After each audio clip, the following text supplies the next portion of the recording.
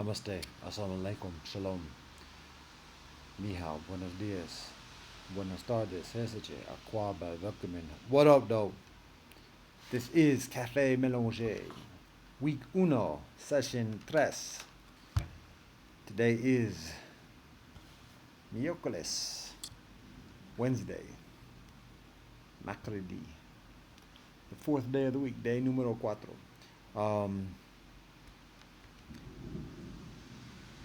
Yeah, and up through the day, it is clear, clear skies, blue sky. Then about 30 minutes ago, 30 minutes ago, clouds start talking loud, but ain't saying nothing. And then, just as I go outside to sit up and start the session, the clouds start saying something. And saying it in the forth. And now as I come back in, they quiet up now. But anyway, that's the situation here. At the moment in the Cuyahoga, I got dos cosas por hoy, por aujourd'hui. One thing though, as a preface, is logistics. I start the meeting or the session about 10 minutes late, and then when I started, I started with a different meeting joint code to access. So the meeting, I don't know if we can see that. The meeting is going on at this moment. Is that visible? Yeah. It's going on at this moment. It's available for those who want to call in. Again, there's only been one invite for people to call in. They called in on Monday, so modest expectation of anybody calling in the near future, meaning the next day or two, because Thursday is when we wrap the week up for these sessions. So I am planning to send God willing, I will send an invite to a few brethren, today, and see what we can do for next week. In the meantime, I share what I got. Like I said, it's a big expectation for me to have something prepared each day, but it's also appropriate because what else is the point? So, well, there's a lot of other points, but for viewing, it's like, okay, you're there, so what? So I try to have something, and it's something of interest, something of relevance, something of substance and resonance.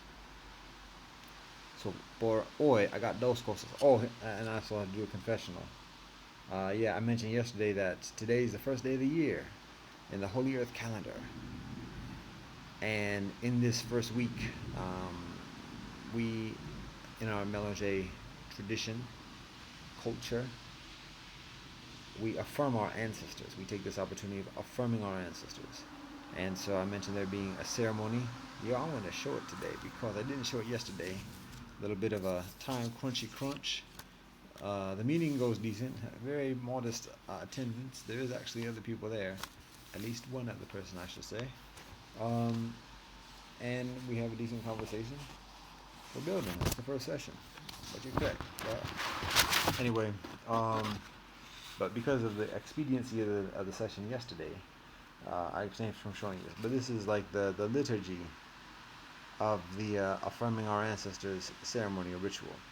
This is the first page. It has a poem that is like a representation of the earth, an invocation of the earth, and called lessons of the healing of all peoples. It continues on to cover these topics. The text is available if anybody wants it. Whenever you get this, you can hit me up on the email asonaashram@gmail.com, ASONAASHRAM. So this includes just basically the sequence, the different components of the liturgy of the ceremony. It's got like speaking points, an introduction. There's a plate. There's narratives. There are affirmations of identity, and then that's what this back part is particularly of, is a sequence of affirmations, specifically pertaining to our ancestors. This one is a recognition of the ethics that bring us together and that keep us together. There's an open mic session because that's part of the culture of our Melange crew, having that opportunity for contemporary cultural expression. And then there's a meal because, well, you gotta have a meal. So that's what that's about. Um, so my confession is I didn't do it yesterday. Got caught up with some other things. Um, and one of the challenges of positivity is like additional things emerge, and so I abstain from inviting anybody at the moment because that's just where things are at the moment. To participate in the ceremony specifically, so because of that, I there is a solicitation for another combo, so I invest myself within that. Um, and so my plan is to do it today, the ceremony today. I mentioned yesterday it can be done at any point in the year, but it's particularly concentrated in this week, and it can be done at any point during the week. So I continue in that regard. So that's just a preface. But those courses that I have to share, one is a letter, and the other is kind of like an insider uh, insight into some work that we're doing here with Melange Songa and our diaspora. So this letter, I'm actually just going to read the letter and then I'll give an explanation of it as well. And we'll try to keep this, again, within the confines of about half an hour. Because people, whatever, alright. Alright, this is the letter. That lighting as well, got some issues with that. So, dear women of Earth, we men of Earth have disrespected you women of Earth. We seek to make amends with you. We admit we have molested you, we have starved you, we have abducted you, we have lied to you, we have put you into our clothes, told you to do our work, and then called you weak and ugly and inferior. We have held you against your personal will, against our unattainable standards, against our better teachings. We have prostituted you. We have watched you be prostituted over and over again. We have terrified you into hiding, disguised as men in public corridors. We have terrified you into hiding, exposing your immodesty in public corridors. We have lied and called this freedom and individual rights. We have subtracted your faith in men and in God. We have cheated you, cheated on you, cheated with you, cheated without you. We have dishonored you, ourselves, our families, our communities, our traditions, our ancestors. And we have blamed you. We have abandoned you. We have wallowed at you. We have apologized to you, and we have violated you again. We have lured you and lied to you and to ourselves. We have enslaved you with our chains and fences. We have enslaved you with our laws and religions. We have enslaved you with our thoughts, our lusts, our greed, hatred, and delusion. We have enslaved you with our selfishness, manipulations, and guilt. We have enslaved you with our insecurities and our violent overcompensations. We have murdered and raped and stolen, and we have corrupted you with the spoils. We have passed this on to our children too long. We want peace. We want reconciliation. We want harmony. We want new beginning. We want new life with you. We want your forgiveness. We want to return to again be your sons, your brothers, your fathers, your uncles, nephews, grands, and cousins, your husbands, your partners. We proclaim you are beautiful, you are holy, you are sovereign. You are genuine, wholesome, nurturing in your own natural way. Brown, blue, green, gray, yellow, orange, olive, jasmine, saffron, ebony, red, straight, kinky, curly, wavy, bald, braided, dreaded, long, short, round, thin. We want you to find again home, health, serenity, peace, comfort, meaning, fulfillment, prosperity, harmony in who you are and in who we are together. The Divine Spirit is with you. We cherish your patience, fidelity, and perseverance to continue to hold on to us. We want to do better. We want to do better by you. We want to do better with you. We implore your understanding. We implore your forgiveness. We implore your continuing love. We love you. God willing, we will listen better to your deeds, words, and thoughts, to do, communicate, and think better. One love and peace from the men of earth. So, an explanation. The letter was written a number of years ago. During actually this period of the year, a little bit earlier in the period of the year, during the approach of the high holy days within the tradition of Israel, and also amidst the approach of Parishan within Jain tradition. Within both of these traditions, each of these periods is a period of atonement, of reflection, of considering the harms that we've caused in the past year, and making our best efforts in making amends to the people that we've harmed. So I write this letter a number of years ago when I go through the process of reflection and atonement. And for people like myself who are spiritualists but begin an intentional spiritual path later in life, when we come to find these teachings and this guidance and this wisdom, it's after years and previous years of hurting people, and so it's difficult to even find the people, even name some of the people that we've harmed in significant ways in the past. And so we do our best, and continue to do our best to make amends, but in that process we continue on with our lives as appropriate as possible. And the weight lingers though, and so this is a letter that I write after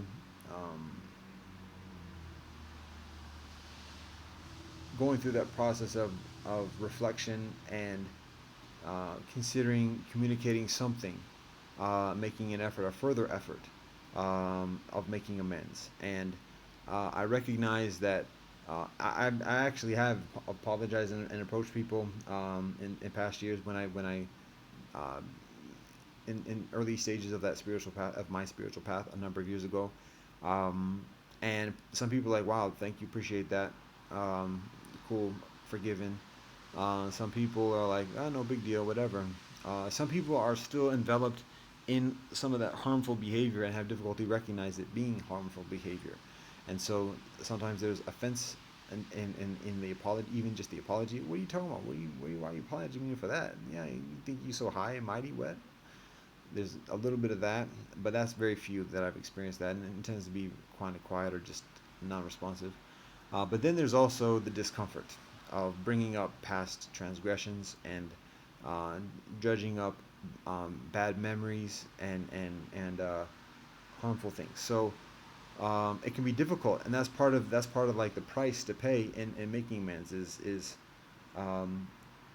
knowing the discomfort that it causes the person we've harmed, but still having to, when appropriate. Sometimes it depends on the situation, but there is still an obligation of reaching out, and that's like double difficult for a spiritualist and for like somebody on a spiritual path, to like even introduce or reintroduce things that one knows is going to have be difficult for the recipient. Anyway, so my point is that because of from that difficulty and from that experience,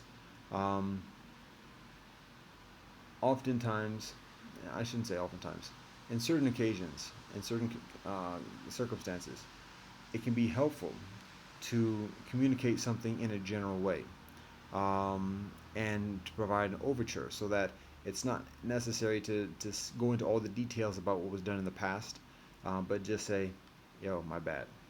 And do it in a way that abstains from um, calling upon the victim, the recipient, to conjure all those bad memories. Because even just by seeing a person or hearing a person's name, that's enough to like remember what happened. So for that, just say, yo, this is so and so, and I apologize. That oftentimes that I can't say oftentimes in that sense. Oftentimes that can be enough. Now if the recipient, the victim's like, for what? What are you talking about? And if the person says, you're gonna have to go further than that. Is that all you got?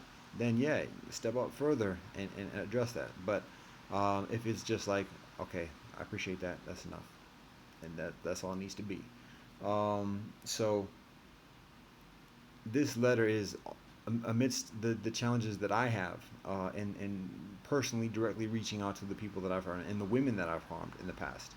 This is a letter that I write from myself, but I also write it on behalf of other men because I know other men, I know many men, um, have yet to reach that awakening and that courage to own up to what we've done. And so I share this specifically for the personally for the women that I've harmed, directly and indirectly. And I also share this with the purpose of, I show the letter and I share the letter with men, because men need to see this, men need to hear this, men need to know this, so that men can continue in that process of reconciliation, of atonement, of making amends, and many of the convos that I have with men, some dudes like, yeah, I see the point, but yeah, this doesn't really truly apply to me, and some dudes are like, yo, man, they they're like, yeah, and so that's the majority of responses that I've received. I've shared this very modestly with a number of people, but that's the majority of the responses that I receive. So it helps to like set the standard and set the stage for having those combos, for having that reconciliation. I share this in this session, in the third session on the first week, day numero uno or week numero uno, because we need this in our melange community. Um, we need increased amount of trust, and relationship, healthy relationship amongst our melange brethren, between our melange brothers and our melange sisters. Um, Too often, in our experience, there is the discouragement of assimilating within a specific homogenous culture, and there's a significant amount of, historically, there's a significant amount of um, leverage, oppression, even uh, self denial, self rejection, and self hatred. And this is imposed against ourselves individually, respectively, but also manifested within our relationships and the way we trust each other, and additionally, particularly the way the women in our melange fold trust our melange men, because if melange men are compromised and leveraged, and in the process of self denial, and self disrespect, uh, it's difficult for melange women to fully trust the melange men, and instead there's a tendency of saying, yeah, yeah, yeah, love you, love you, love you, but when it comes down to it, trusting uh, men who are increasingly or perceivably aligned with the homogenous norm, because that's where the economic stability seems to be, and that's where the political influence seems to be, and additionally. And so there might be kind of like a surface level kind of, and actually, I mean, this is between husbands and wives, brothers and sisters, parents and children. So um, to remedy that, to heal that, to strengthen that experience of healthy relationship, and healthy self, um, there needs to be an acknowledgement of it, and there needs to be a process of reconciliation. So that's part of it. Um, but in just in general, um, many of the negative things that affect the relationship between men and women who are melange are the same things that negatively affect the relationships between men and women of any ethnicity and culture, particularly within modern society. And a lot of that is the hypersexualization of society, and the way that women are woefully sexually objectified, and oppressed. Um, there's another word I'm looking for, but I'll leave it at the moment. Um, Exploited is the word I'm looking for. There it is. So there's a huge amount of exploitation, and mélanger men. Many mélanger men do it directly, are enveloped in that behavior of sexual exploitation towards mélanger women and to other women as well. And in many cases, mélanger men are politically, economically, and otherwise impotent from protecting mélanger women from that sexual exploitation. That's one thing that's talked about in our mélanger conversations is how much mélanger women are exotified, and hypersexualized, as objects of uh, sexual intrigue and additionally. And so um, there are trappings, there are benefits that come with that, and it's difficult to protect against that. So um, that is part of the challenge, part of the pain and the suffering that requires healing, reconciliation, amends. And so I share this letter in that context with that mindfulness. I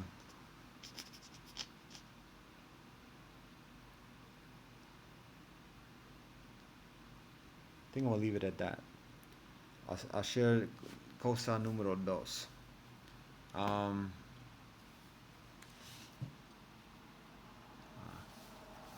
so the second thing, cosa número dos, is notes. Mañana we have a phone meeting with members of the Baha'i National Council. I think that's the title of the organization. It's the Baha'i. It's the Baha'i international community. Baha'i is a religion, a world religion, one of the largest. I think it's like sixth or seventh largest of in humanity.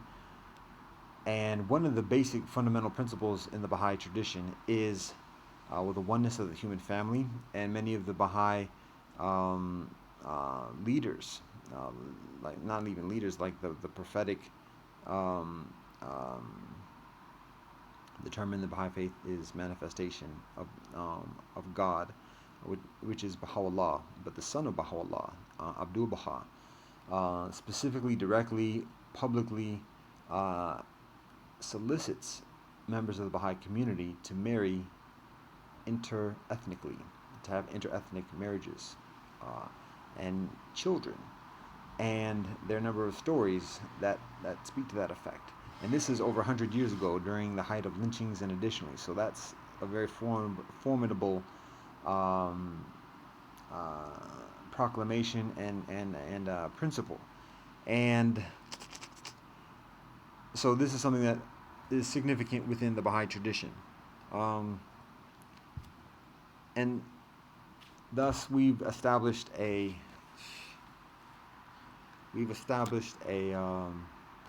communication, an open communication, with the Baha'i community about being mélanger, and what kind of cooperation and mutual support can be cultivated between the mélanger uh, diaspora and the Baha'i international community. Um, Baha'i community proselytizes, and so much of its purpose of outreach is in encouraging people to join the Baha'i faith. And so many mélanger brethren are fine where they are, or may be searching, but may have less of an interest in Baha'i tradition. Many may have an interest in the Baha'i tradition. So the terms or the understanding of our communication is how um, if the Baha'i community genuinely touts the principle of the oneness of the human family and um, interethnic marriages and multi-ethnic children, then there needs to be some type of general support, a general approach to that, rather than, and there's arguability. Is the Baha'i community has the prerogative of doing and saying what it entitles along these lines. But it seems like if the purpose of the principle is um, interethnic harmony and intermarriage, then that's a principle categoric whether people are or people are Baha'i or otherwise. Um, and then on our side, there's the recognition of um,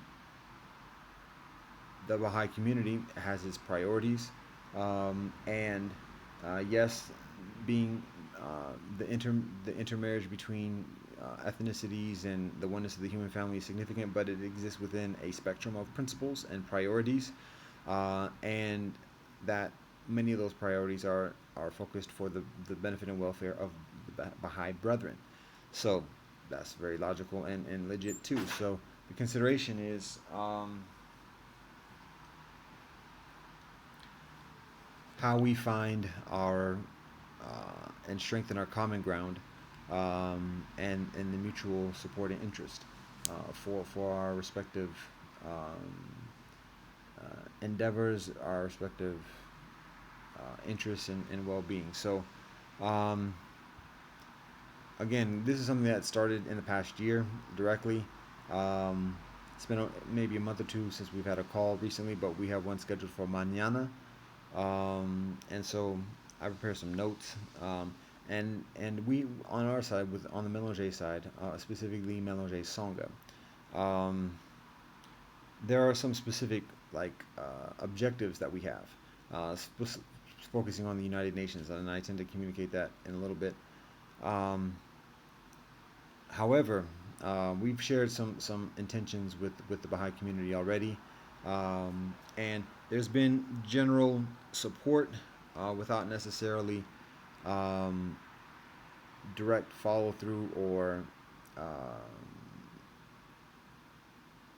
references or referrals or things to that nature.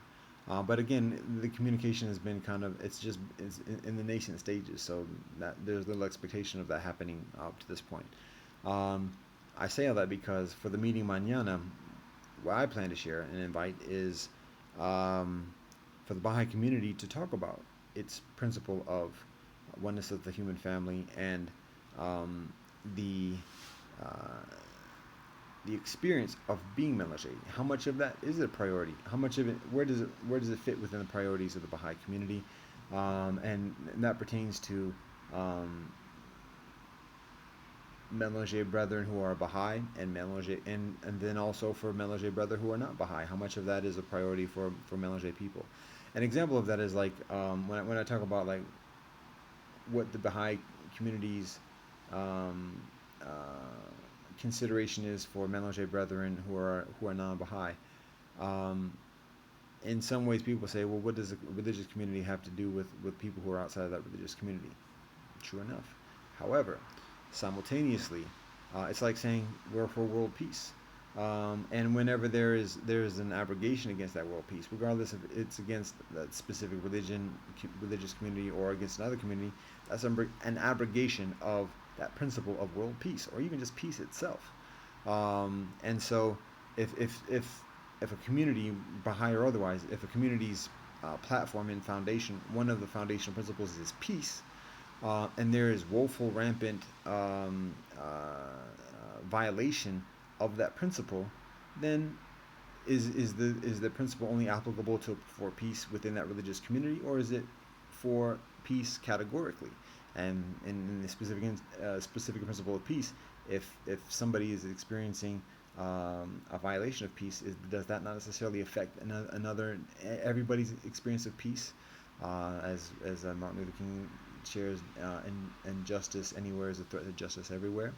So that's the same line, the same rationale pertaining to melange. Is it melange categorically, or is it only melange within the Baha'i community? And it's not like a coming at you what kind of thing, but it's just like matter of factly, like where does melange stand within the priorities of the Baha'i community, so that we can know like just where the Baha'is are coming from, and continue in our conversation and our expectations accordingly. Um, yeah, I'm getting a lean on this hair that is distracting, but it's okay. It's just hair. Um, I'll do this. Part of the challenge might be because the table is at an angle that is different from the window, and so I'm trying to keep the lines level, and not and my thus my elbows are somewhat askew on the table, and that might conjure, or that might be what leads to the hair leaning to one side, and also my notes and everything else. Anyways, side note, pause. Here we go again. Um, so that's the consideration, just discerning amongst the Baha'is, the Baha'i brethren, our Baha'i brethren, where the priority is concerning involving melange. I'm also turning that way a lot. So yeah. So that's where I intend to begin the meeting, just but with that communication. So not me saying anything, just where does this stand? Where do we stand in the Baha'i priorities? And then we'll proceed from there.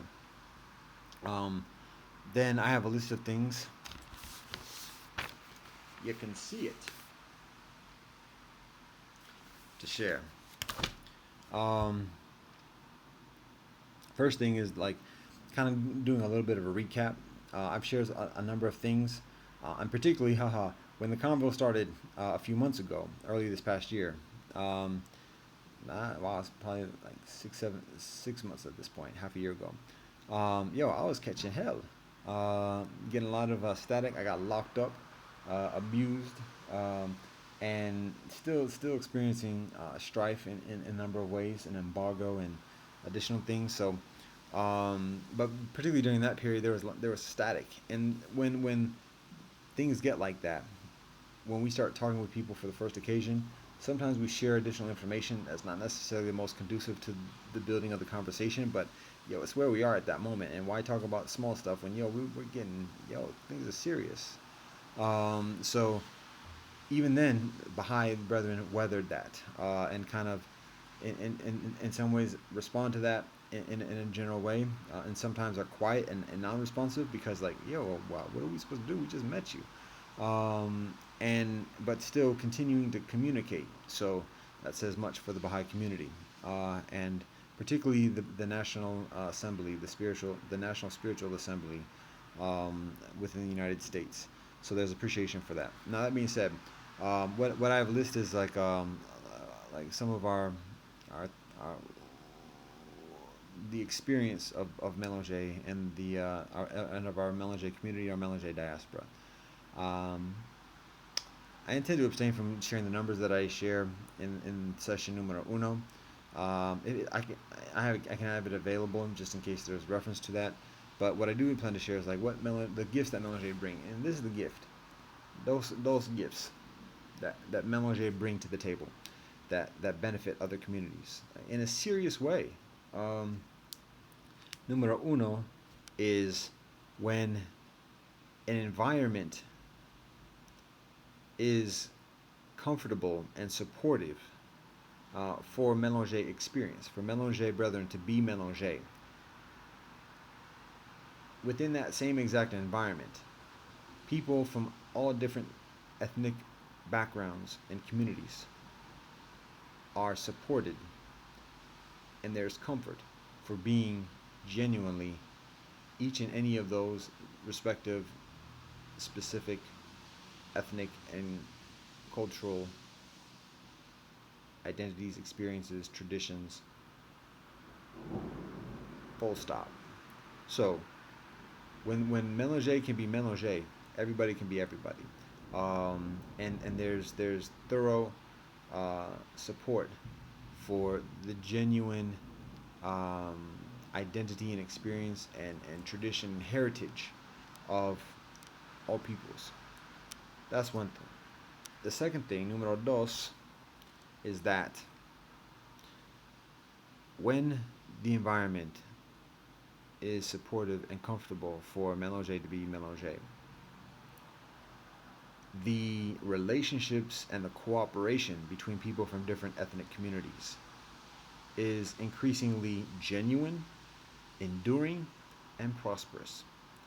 So, so often, even through today, especially through today, a lot of people talk about diversity. Some people talk about pluralism. A lot of people talk about multiculturalism. However, very often, in each of those pursuits, particularly diversity and multiculturalism, the scenario is that homogenous communities have a specific agenda for getting involved in any kind of initiative, program, event, investment, additionally, institution, and it's a self-serving and reasonably so, rationally so. It's a self-serving agenda. It's a self-serving purpose, and so yes, there may be a lot of mouth talk to the notion of racial harmony, ethnic harmony, and kumbaya, this and the other.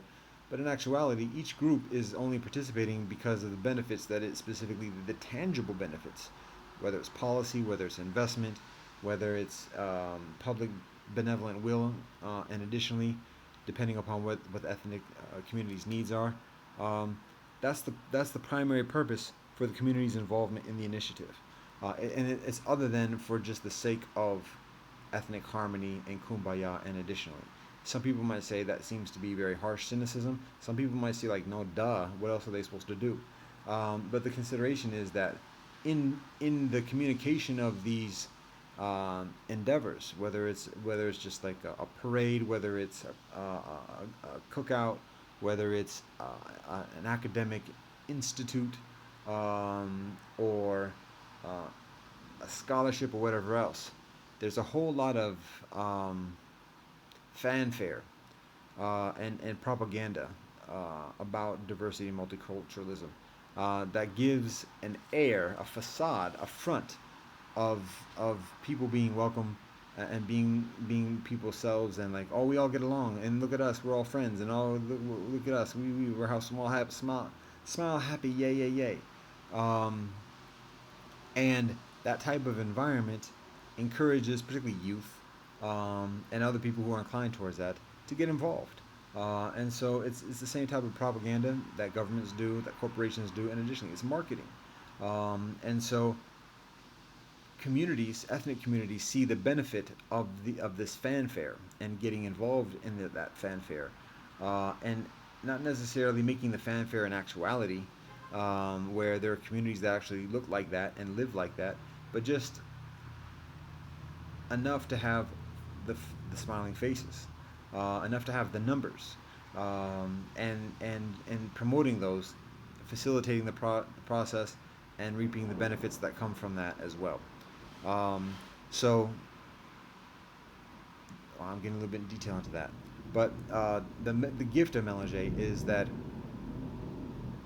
when we have environments that are supportive and comfortable to be Mélanger, those relationships, that fanfare is actual, it's genuine, and it is enduring, because in my experience in the past 20 years doing this joint, a lot of the multiculturalism, diversity initiatives and things like that don't last long. The initiative might last long, the people in them don't last long. Maybe the longest tenure might be 4 or 5 years, and then the person gets reassigned to something else. Oftentimes, something within the own community's own self, and kind of like getting back into the fold of the own community, back into the embrace of the own community, and so.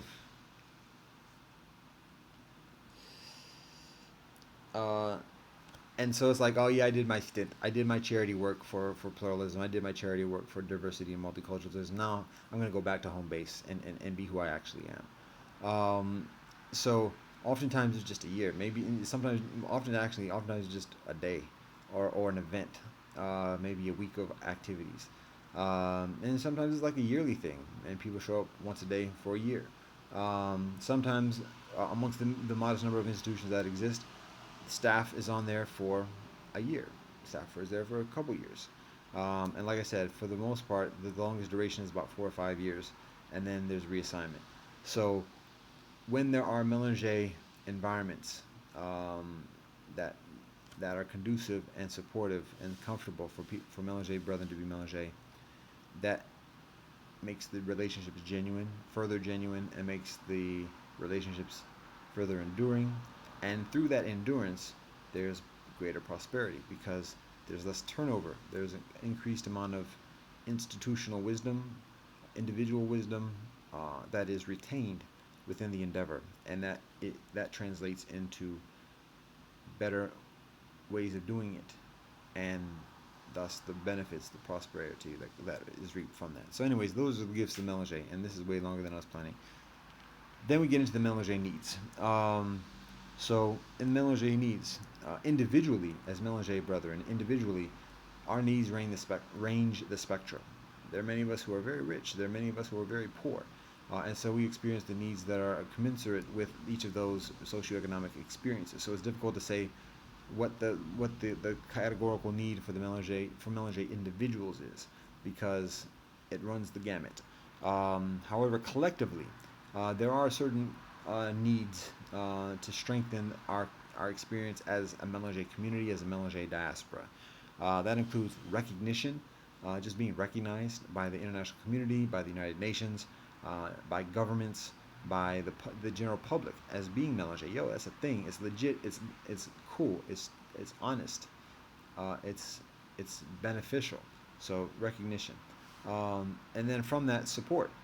Um, okay, recognize, but we need the same things everybody else needs, and we need it in the way we are, um, to support who we are, and to be increasingly intentional with affirming our identity, our experience, and the principles, the protocols, that strengthen who we are.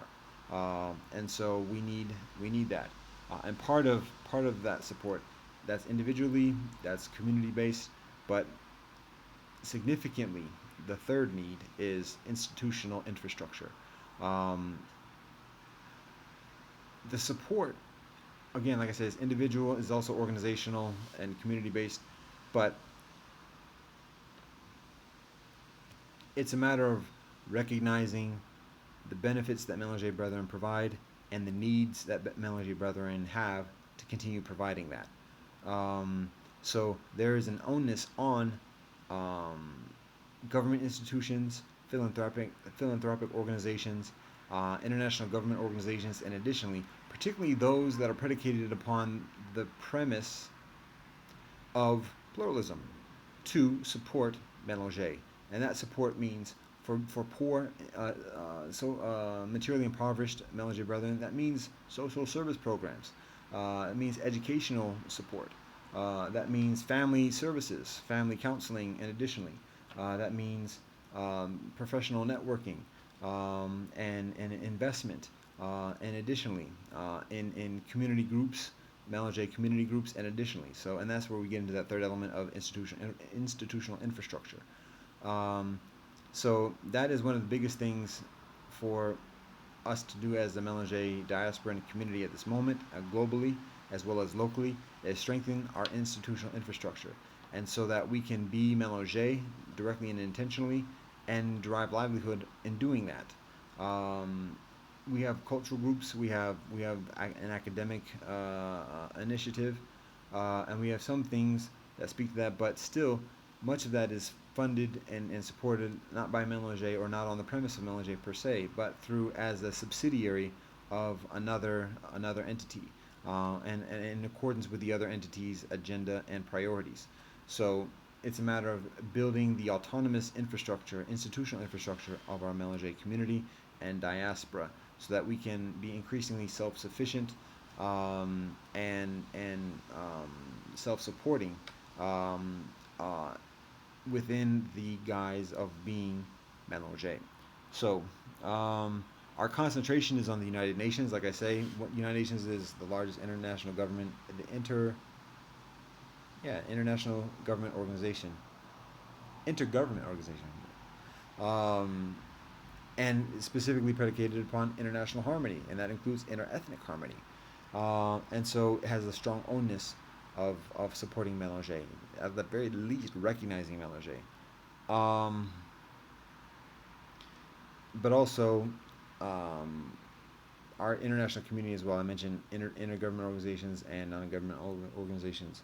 Um, Part of the reason why we focus on the United Nations rather than on any specific nation or just nationalism as a methodology, is because one, Melange is intrinsically global. It's intrinsically the Earth. There are zero borders within Melange. Um, I've shared discourses about this subject, so I'm not going to share it at this moment. But that's the nature of Melange. Um,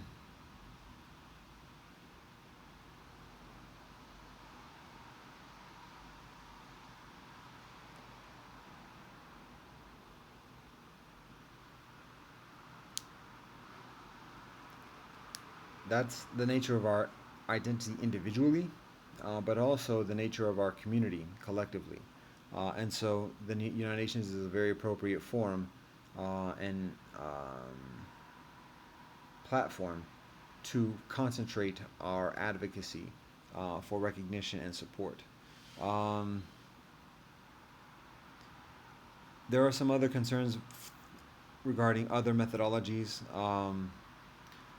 One of the concerns regarding approaching governments directly and exclusively is that governments have a certain tendency of domestic proprietorship, like ownership of the political identity of the citizenry, and so it's difficult for many governments to readily acknowledge directly without some type of outside influence Melange identity and experience, let alone even further support it and establish public policy that supports it.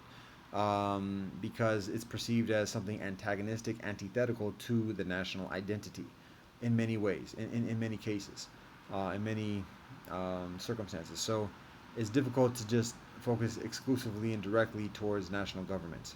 Um, it's easier to focus on an institution that's predicated upon international harmony and interethnic harmony, and then through those auspices, then approach national governments and saying, "This is an international standard. Are you going to comply with the international standard?" So that's the rationale regarding the absence of concentrating specifically on the national front. Additionally, like I mentioned before, the United Nations has um, the largest responsibility and interest in recognizing and supporting our Melange experience, our identity in our community. Um, so, one other element of that is argument is that multiculturalism without multi-ethnicity is appropriation, and I speak to that just a few minutes ago about how when communities tout the notion and the tenet of multi-racial harmony, multi-ethnic harmony, but then abstain from even recognizing multi-ethnic people, um, that's an appropriation of the multicultural and multi-ethnic experience and that harmony. So that needs to be addressed and remedied. So what we solicit is, again, recognition and access to the United Nations system. That includes just a very, very simple, mundane type of recognition and access to the United Nations Statistic Division, particularly for the purpose of establishing a legit, thorough, official census of our Melange diaspora. At this moment, what's available publicly, as most recent we check, it's a partial global census that only includes less than half the UN nations providing anything, and then of those less than 100 U.S. nations or UN member nations, only 30 to 40 actually even reporting any information about having a melange population, any statistics, having a statistical category that involves or that articulates the melange experience and melange identity. So there's a lot that needs to be done, just even in the U.S. Stats Division, along those lines. Another one, again, that's very simple and mundane, is UNITAR, United Nations Institute of Training and Research. So, doing workshops, lectures, panel discussions on the experience of melange. What are the priorities? Having a forum where people talk to this and globally and share this with the UN system and with the international community, the NGOs and IGOs with consultative status with the UN, and get some discussion going academically, professionally about melange. It's needed for the earth. And so that, again, this is like basics. That's easy. That doesn't take very much. There are so many programs and things going on, initiatives in the UN that are going on that, in many ways, arguably in comparison, are superfluous. Like are like, wait, you're talking about this and you're not going to talk about that? What? I'm not going to give examples because I don't want to belittle anything per se, but it's like, yo, come on. Again, my melange diaspora is over 100 million by the records, by the partial, incomplete records of the United Nations, over 100 million. And even then, that's recognized as woefully underrepresented, the numbers. So anyways, those are just very, very basic objectives. Then further, the objective is establishing a melange agency within the UN system, specifically within the Department of Economic and Social Affairs, similar to the United Nations Permanent Forum on Indigenous Issues. Legit for the UN PFII to be with the UN system, and there should be even further. There should be a member observer mission to the United Nations on behalf of indigenous peoples. But the UN Permanent Forum on Indigenous Issues is a step in that direction. It should be a step in that direction, and even that is woefully late in arriving, and it only is established a few years ago, maybe a decade ago. So there's a certain curve and there's a certain path that these things take, but that's like basic common sense. Melange is along those same lines. Melange is kind of like the uh, the result of success when there is inter-ethnic harmony, when there is international cooperation. People meet each other, people get married, people have babies, and those babies grow up and lead and have gifts to share. But there needs to be and needed gifts, necessary gifts, urgent gifts, and there needs to be genuine recognition and support for the providers of those gifts, for the melange people who provide those gifts.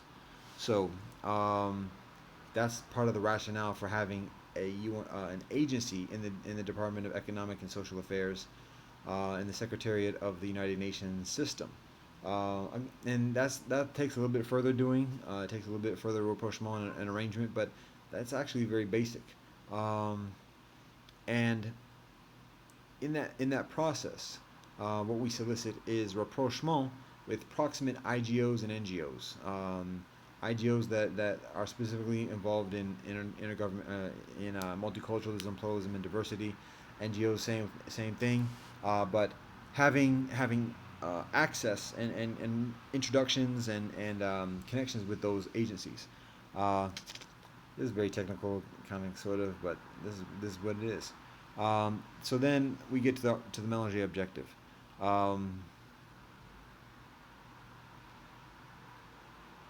Overall, what we're looking for, what the purpose of all this is. Basically, we want increasing local and global supportive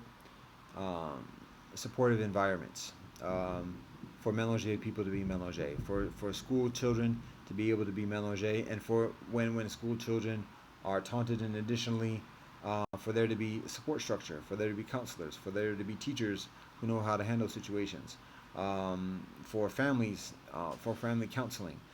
We want guidance and for youth as they mature and learn about their heritage to be supported in that process.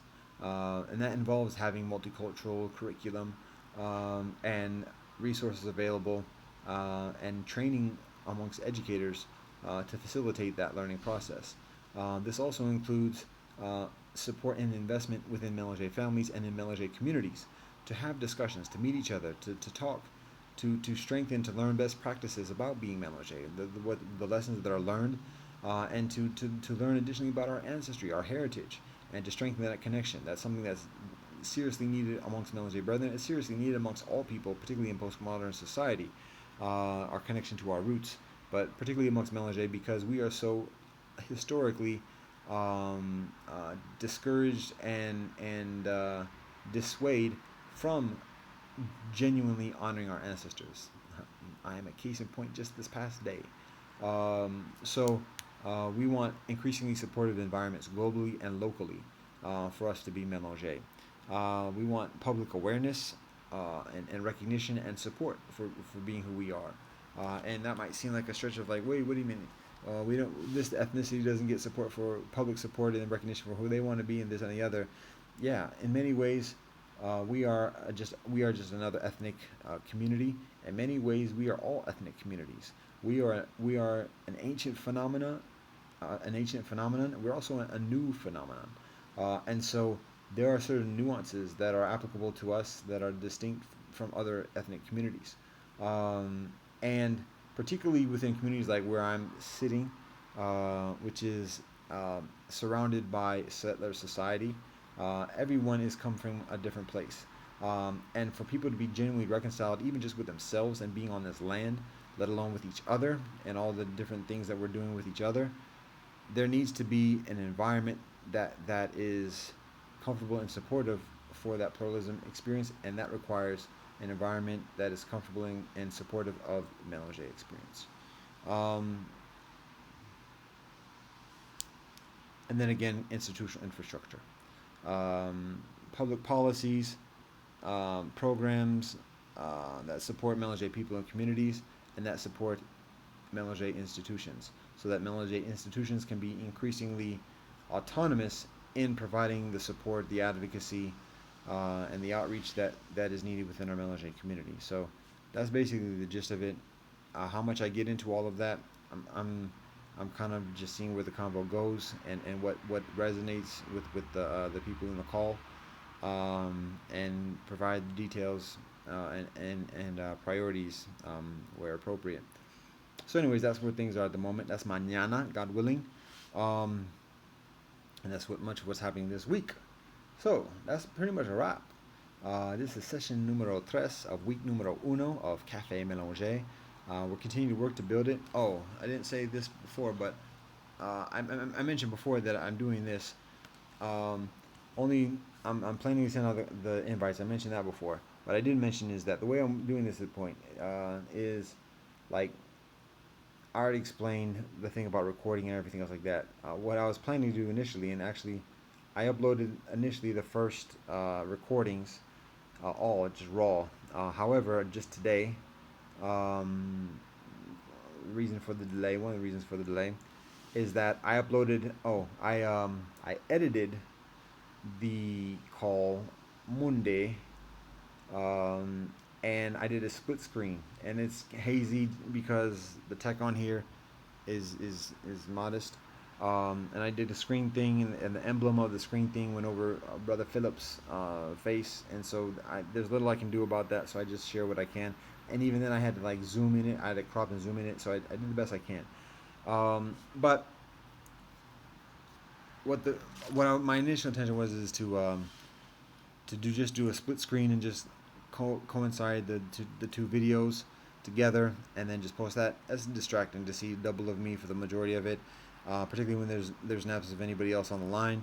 So what I plan to do, what I will do, God willing, is